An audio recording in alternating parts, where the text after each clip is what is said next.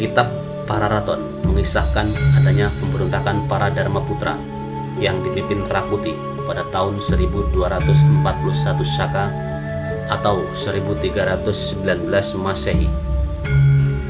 Pemberontakan ini terjadi langsung di ibu kota kerajaan Majapahit dan jauh lebih berbahaya dibandingkan dengan pemberontakan Rasemi setahun sebelumnya. Meskipun demikian, Prabu Jayanegara sekeluarga berhasil melarikan diri dengan dikawal para prajurit Bayangkari yang dipimpin oleh seorang bekel bernama Gajah Mada. Namun pemberontakan itu dapat ditumpas oleh Gajah Mada.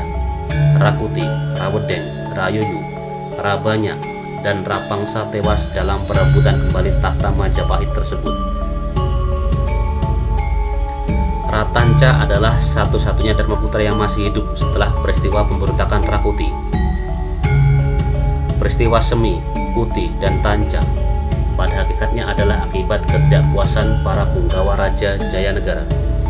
Dari Kidung Panji Wijayakrama telah kita ketahui bahwa Indreswari atau Darapeta, ibu dari Jayanegara, pandai mengikat hati sang Prabu Kertarajasa Jayawardana.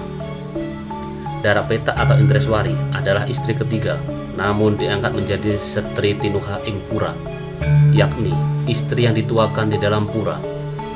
Karena Prabu Kertarajasa tidak meninggalkan putra, maka Jayanegara diangkat sebagai putra mahkota.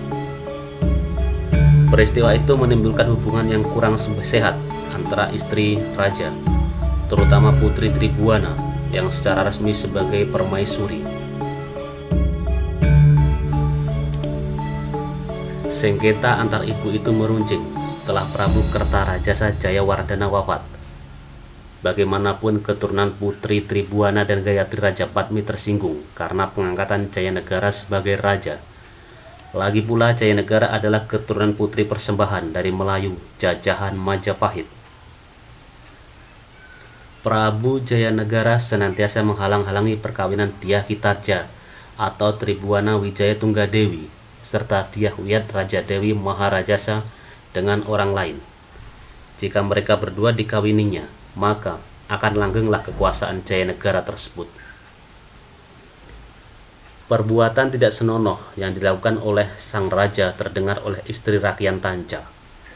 Dikisahkan pada tahun Syaka 1250 atau 1328 Masehi, Ratanca menemui Gajah Mada untuk menyampaikan keluhan istrinya. Istri Ratanca mendengar berita bahwa Jayanegara melarang kedua adiknya untuk menikah.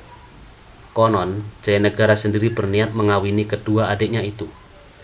Tanca meminta agar Gajah Mada yang saat itu menjadi abdi kesayangan Jayanegara supaya mengambil tindakan pencegahan.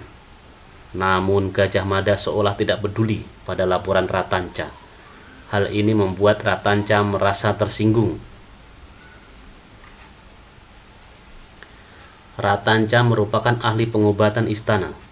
Suatu hari, ia dipanggil untuk mengobati sakit bisul yang diderita Jayanegara. Di dalam kamar raja hanya ada ia, Jayanegara, dan Gajah Mada. Usai melakukan terapi pembedahan, tiba-tiba Tanca menusuk Jayanegara sampai tewas. Seketika itu pula Gajah Mada ganti membunuh Ratanca. Perbuatan Gajah Mada membunuh Tanca tanpa pengadilan menimbulkan kecurigaan bahwa dalang pembunuhan Jayanegara sesungguhnya adalah Gajah Mada sendiri. Menurut Pararaton, saat itu Gajah Mada sedang menjabat sebagai Patih Ridaha, di mana rajanya adalah Dyah Wiyat Raja Dewi Maharajasa. Meskipun ia dekat dengan Jayanegara, pastinya ia pun lebih dekat dengan Dyah Wiyat Raja Dewi Maharajasa. Tampaknya Gajah Mada sengaja memancing amarah Tanca dengan pura-pura tidak peduli supaya Tanca sendiri yang mengambil tindakan. Siasat Gajah Mada ini berjalan dengan baik. Setelah mengobati sang raja, Ratanca pun langsung membunuh raja. Kemudian Ratanca langsung dibunuh oleh Gajah Mada seolah untuk menghilangkan jejak. Dengan demikian, Gajah Mada telah berhasil menyelamatkan Dyah Wiyat Raja Dewi Maharajasa dari nafsu buruk Jayanegara tanpa harus mengotori tangannya dengan darah raja tersebut. pembunuhan terhadap Prabu Jayanegara oleh Ratanca, berarti pembebasan Tribuana Wijaya Tunggadewi serta Dyahwiyat Raja Dewi Maharajasa dari cengkeraman Jayanegara. Setelah Jayanegara wafat, maka pada tahun Saka 1251 atau 1329 Masehi, Dyah Hitarja atau Tribuana Wijaya Tunggadewi naik tahta menjadi Ratu Majapahit.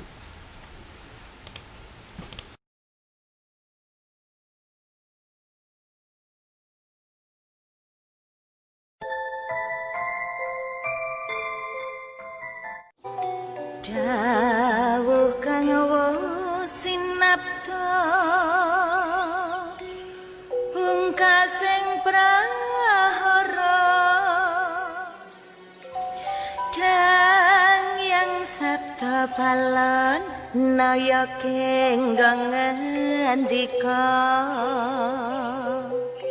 yen wis titiwanci bakal kasuwun bali jayaning nuswantara mawa